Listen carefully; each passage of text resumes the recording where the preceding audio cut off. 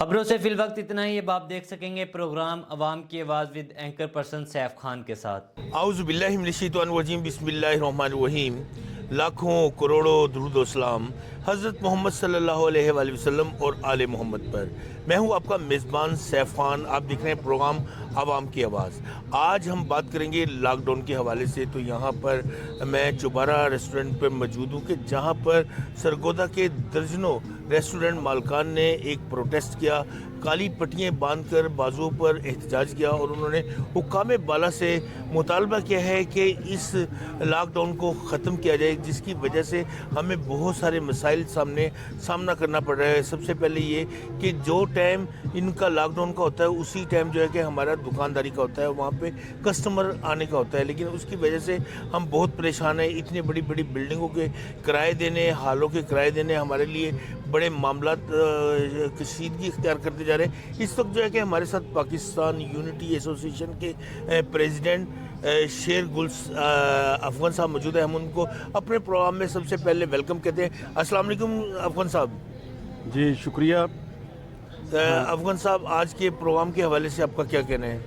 جی میں Pakistan restaurant unity ایسوسی ایشن کی نمائندگی کرتے ہوئے ہمارے چیئرمین جناب عامر رفیق قریشی صاحب پاکستان ریسٹورنٹ یونٹی ایسوسی ایشن کی ہدایات پہ آج ایک احتجاجی اجلاس میں شریک ہوا ہوں.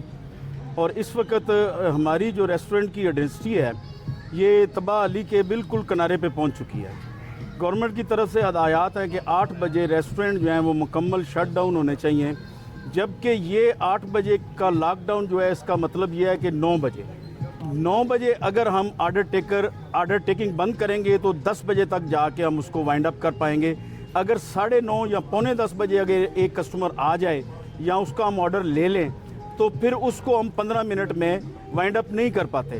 اس کا مطلب ہے کہ ڈائننگ جو ہے وہ ڈنر کی ڈائننگ مکمل کمپلیٹ تباہ ہو چکی ہے, جو کہ پاکستان میں 80% جو ڈائننگ ہے وہ ہے ہی ڈنر کی. لنچ کی ڈائننگ جو ہے وہ 20% ہے. تو میری آپ کے پروگرام کے وساطت سے میری حکام بالا سے یہ درخواست ہے کہ اس کی ٹائمنگ جو ہے وہ کم از کم 12 بجے تک فی الفور کی جائے. یہ جو پاکستان کی ایک بہت بڑی انڈسٹری جو ریونیو کے اندر سب سے زیادہ حصہ ڈالنے والی انڈسٹری ہے, اس کا معاشی قتل ہونے سے بچایا جائے. اچھا افغان صاحب, یہاں پہ جو آپ کے تاجر برادری کے جو ریسٹورنٹ مالکان کے ممبرز تھے انہوں نے ایک بات کی ہے کہ لاک ڈاؤن لگانے کا مقصد کیا ہے, یہ لاک ڈاؤن کیوں لگایا جا رہا ہے جبکہ ریسٹورنٹ ہمارا ہے, بجلی ہماری ہے, اگر ہم کرایہ دے رہے ہیں تو اس میں حکومت کو کیا ہے؟ یہ ایسے آپ کے ممبران نے کہا, تو آپ کیا کہیں گے اس سوال؟ جی آپ نے بالکل ٹھیک کہا کہ ہماری سمجھ سے بالا تر ہے کہ اس لاک ڈاؤن کا حکومت کو فائدہ کیا ہو رہا ہے کہ جب 10 بجے کے بعد جتنی بھی انوائسنگ ہوتی ہے یا انوائسنگ ہوتی تھی اس کے اوپر جو سیل ٹیکس 16% ہم لیتے ہیں جو گورنمنٹ کو جاتا ہے وہ جانا بند ہو گیا ہے, جو کہ صرف ایک ہیڈ کے اندر اربوں روپے کا نقصان ہے. تو یہ جو ڈائننگ جو ہے اس کو منیمائز کر کے تو گورنمنٹ کو رینیو بھی تو نہیں جا رہا نا.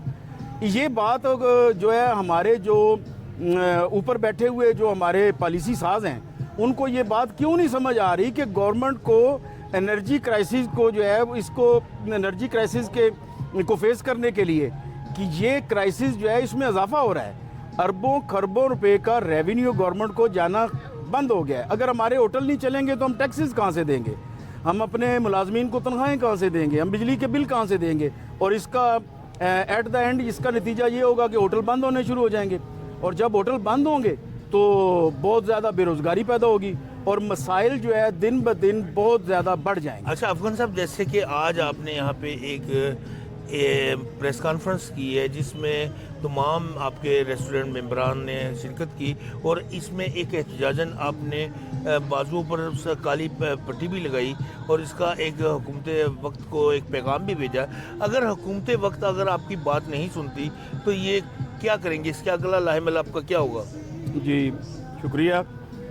دیکھیں جی ہماری جو انڈسٹری ہے یہ بہت بیزر اور کوآپریٹو اور بڑے ہی باوقار اور اچھے لوگ ہیں, حکومت کا ساتھ دینے والے ہیں, حکومتی پالیسیوں پہ عمل کرنے والے ہیں, اپنے ٹیکسز جو ہے جمع کروانے والے ہیں, اور کروڑوں لوگوں کی जो है रोज़गार का एक वसीला है।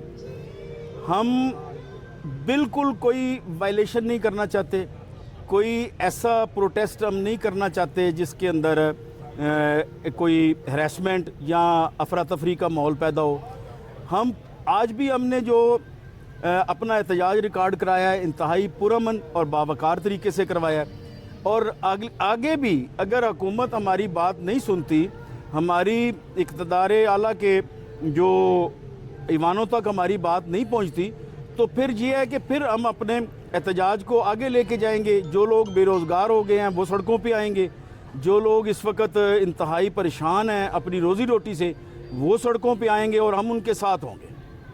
बहुत शुक्रिया अफगान साहब की गुफ्तगू सुनी। इनका कहना था कि हमारा जो प्रोटेस्ट है एक पुरअमन है, और हम हुकूमत बाला को, हुकूमत वक़्त को ये पैगाम देना चाह रहे हैं कि जो ये आपने हमें टाइमिंग दी है रेस्टोरेंट के लॉकडाउन की, इससे तो जो हमारा कारोबार तबाह हो जाएगा, और इससे लाखों अफराद के जो है कि ख़ानदानों का चूल्हा ठंडा हो जाएगा, उनके घर का सिस्टम ख़त्म हो जाएगा।